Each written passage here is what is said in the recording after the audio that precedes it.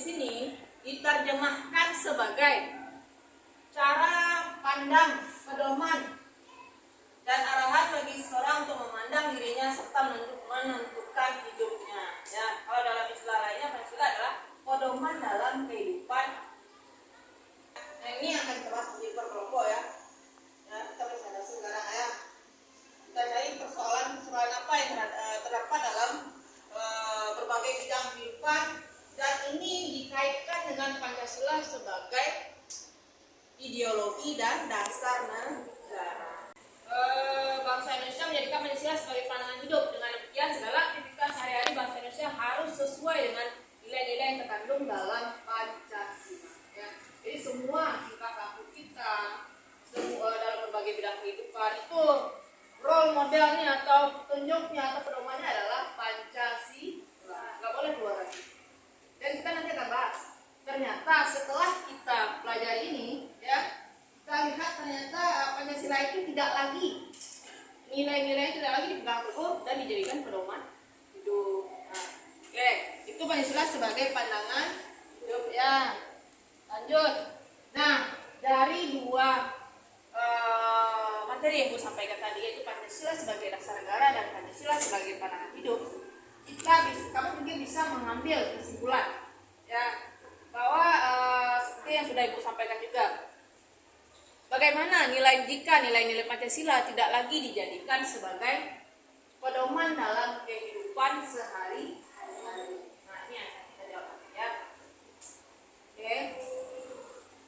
Dah. Kemudian ibu punya video ya.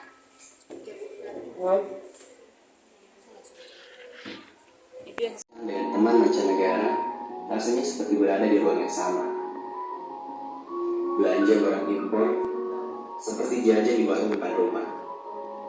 Rasanya dunia bergerak sangat cepat, dan semua itu ada di tangan kita. Namun, di balik layar dunia yang hingar-bingar ini, apa yang sebenarnya terjadi? Sebelum kita pergi kelompok, ya ibu tanya dulu sedikit ya tentang apa yang sudah kamu lihat barusan. Kamu sudah nyimak ya videonya seperti apa ya? Oke. Nah, sekarang ibu mau bertanya sedikit terkait dengan materi yang sudah kita bahas atau video yang sudah kamu lihat barusan. Kira-kira apa tantangan Pancasila sebagai ideologi negara di era globalisasi? Ya, silakan dia. Tantangan Pancasila sebagai ideologi negara di era globalisasi adalah Pancasila yang bersifat pedoman dalam berbagai bidang. Oke, ada yang berpendapat yang lain? Ada? Boleh ya, silakan ya. Ada yang mau menambahkan? Ya. Oke, udah siap diskusi? Siap ya. Media yang kami pergunakan untuk diskusi ini boleh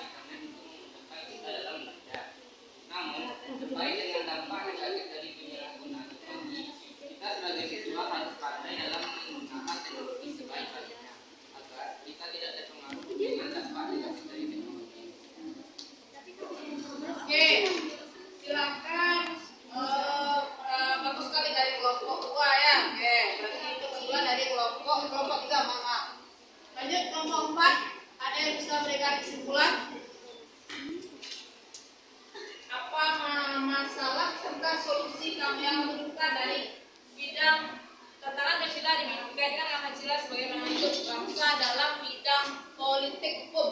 Oke, silakan Pak Kopa.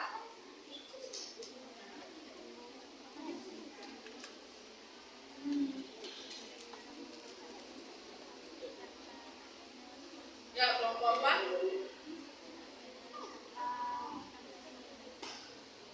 Silakan kesimpulannya ya, boleh Gido, silakan Gido. Dalam bidang politik dan hukum terdapat banyak tantangan yang tidak sesuai dengan nilai-nilai Pancasila seperti korupsi politik, partisipasi politik, dan banyak politisi yang merangkap jabatan. Yang kita membutuhkan solusi, yaitu dapat dengan meningkatkan transparansi dari alokasi dana, edukasi pentingnya penggunaan hak suara, dan jabatan yang kurang diisi dapat diisi oleh kader yang belum punya jabatan. Oke, nah, yaitu kesimpulan dari tiga kelompok yang sudah presentasi. Oke, sekali lagi mau berikan aplaus. Ya, tiga kelompok yang sudah tampil presentasi hari ini. Yaitu kesimpulan dari tiga kelompok yang sudah presentasi. Oke, sekali lagi mau berikan aplaus.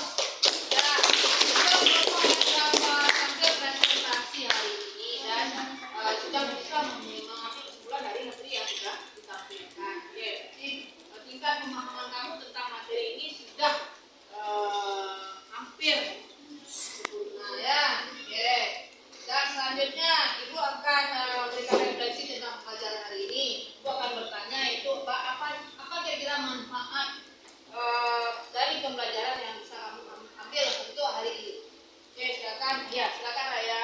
Dengan memahami pendidikan Pancasila sebagai ideologi negara dan pandangan negara, kita dapat menyelesaikan masalah dalam berbagai bidang, yaitu bidang sosial budaya, ekonomi, pendidikan, pembangunan bidang politik dan hukum. Oke ya, jadi betul sekali jawaban saya ya. Nah, oke. Kemudian pembelajaran kita hari ini silakan ketua kita tutup dulu dengan membaca doa